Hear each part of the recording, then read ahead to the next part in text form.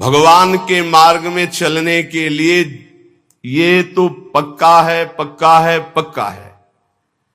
अपने को प्रभु के चरणों में समर्पित करके सुख दुख दोनों को समान भाव से सहने का विचार पक्का कर लो तो निकल जाओगे। अगर सुख के भोगी बने तो दुख में भाग जाओगे, टिकोगे नहीं इस मार्ग में, चाहे गृहस्थ हो चाहे विरक्त हो। शरीर को कितना दुलार करके तुम बचा लोगे, कितना? खा पी के खूब चर्बी शरीर में बढ़ रही है, नष्ट होने वाला है। एक घृणा करो इस वृत्ति से। अच्छे अच्छे पदार्थ खा खा कर शरीर को मोटा कर रहे, अपने आप को उठने बैठने लायक नहीं रह रहा शरीर। कहो व्यायाम करो, प्राणायाम करो, शरीर को कसो, शरीर स्वस्थ, चित्त स्वस्थ, साधन संयम परायण, अभी आनंद आ जाए। भोजन तो व्यायाम, वायु ले रहे हो तो प्राणायाम जरूरी है। साधु हो या गृहस्थ हो, अगर तुम्हारा शरीर स्वस्थ नहीं, शरीर के कितने ऐसे अंग हैं जो साधारण प्रक्रिया से उन पर कोई प्रभाव नहीं पड़ता, उनको असाधारण, जैसे एक सांस में 2-3 किलोमीटर दौड़ना, चलो बाहर नहीं दौड़ सकते तो आजकल यंत्र चले हैं, ट्रेडमिल क्या कहते हैं, उस पे चल सकते हो आप। 48 मिनट प्रत्येक साधक को चाहिए कि पद्मासन या सिद्धासन में बैठे 48 मिनट। ये बहुत छोटी बात है। 6-6 घंटे आसनों पे बैठने का अभ्यास किया जाता है।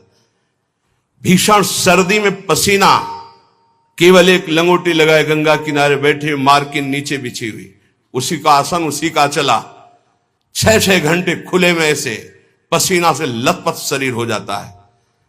90 प्राणायाम, साय मच जाती है दिमाग में, एकदम मंत्राकार वृत्ति। परमानंद की अनुभूति के लिए अध्यात्म चाहिए। शरीर का दुलार करने वाला कभी साधक नहीं होता।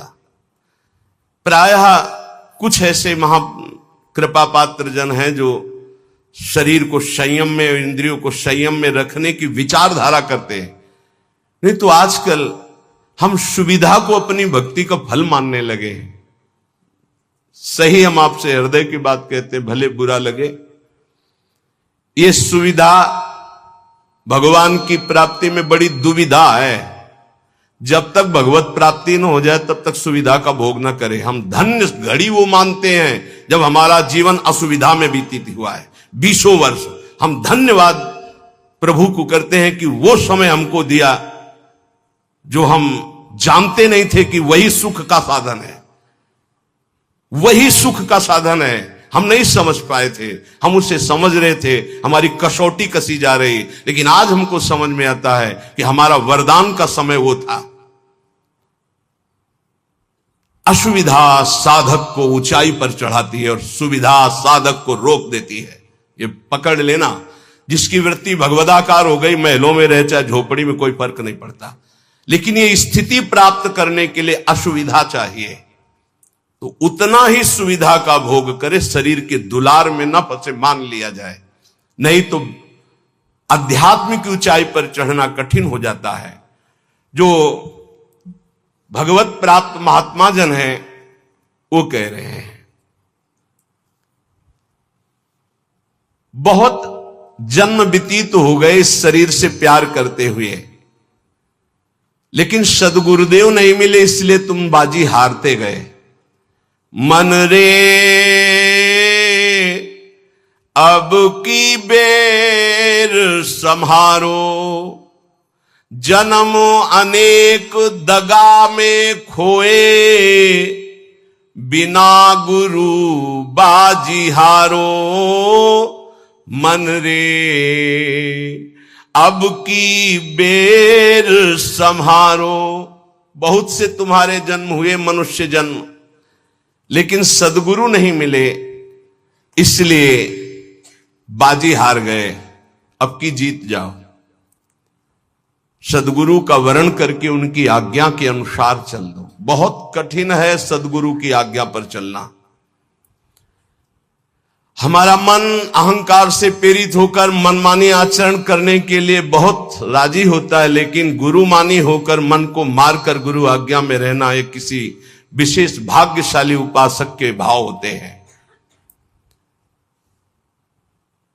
बाल्यावस्था तो हमारी ऐसे चली गई कि पता ही नहीं चला खेल कूद में।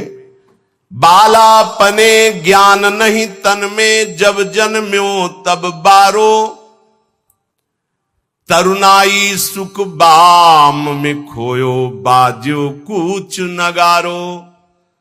बाल्यावस्था कब चली गई पता नहीं चला, सोने में, खाने में, खेलने में। और जब जवानी आई तो बाम कहते हैं प्रतिकूल काम आकर्षण शरीरों में। ये ऐसा नशा चढ़ा काम का जवानी में, कुछ समझ ही में नहीं आया और जवानी निकल गई। तरुणाई सुख बाम में खोयो, डंके की चोट में काम ने तुम्हारी यौवन अवस्था को नष्ट कर दिया। गोस्वामी तुलसीदास जी कहते जौवन ज्वर के ही नहीं बलकावा, जवानी का बुखार किसको नहीं चढ़ा? तो कोई तो होगा जिसको नहीं चढ़ा। उसी को नहीं चढ़ा जो भगवान के चरणों में चित्त लगा दिया, नहीं तो जौवन ज्वर के ही नहीं बलकावा। बड़ी कृपा होती है साधकों पर जब असुविधा जवानी में होती है।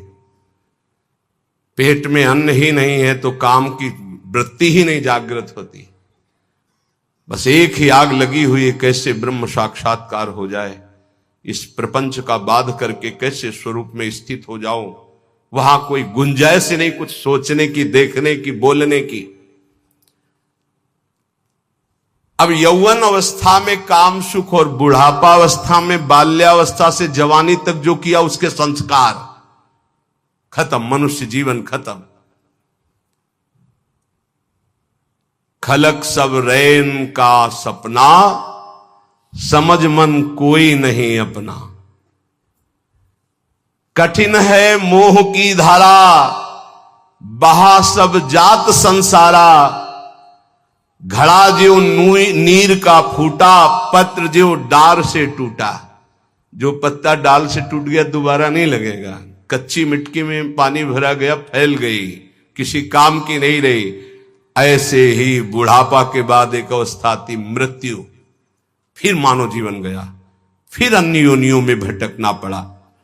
तीन लोक और भुवन चतुर्दश, सब ही काल को चारो।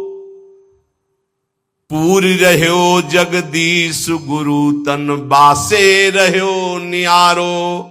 कहे कबीर सुनो भय साधु, सब घट देखन हारो।